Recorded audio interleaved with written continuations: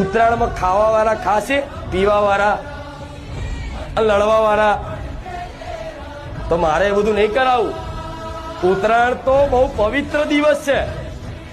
હિન્દુ ધર્મને મુજબ ઉત્તરાયણ એ બહુ પવિત્ર દિવસ છે. આપણા હિન્દુ ધર્મની ધાર્મિક માન્યતાઓ ખૂબ એવી મોટી છે ઉત્તરાયણ પ્રત્યેની, કે ઉત્તરાયણ કોને કહેવાય કે સૂર્યનારાયણ દક્ષિણમાંથી ઉત્તરાયણ પરાયણ કરે, ઉત્તર તરફ જાય સૂર્યનારાયણ, એટલે એને ઉત્તરાયણ કહેવાય છે. સૂર્યનારાયણ મકર રાશિમાં પ્રવેશ થાય એટલે એને મકર સંક્રાંતિ કહેવામાં આવે. શું કહેવાય છે? મકર સંક્રાંતિ. મતલબ સૂર્યદેવ મકર રાશિમાં પ્રવેશ કરે એટલે એનું નામ મકર સંક્રાંતિ કહેવાય. અને ઉત્તરાયણ એટલે કહેવામાં આવે છે કે સૂર્યદેવ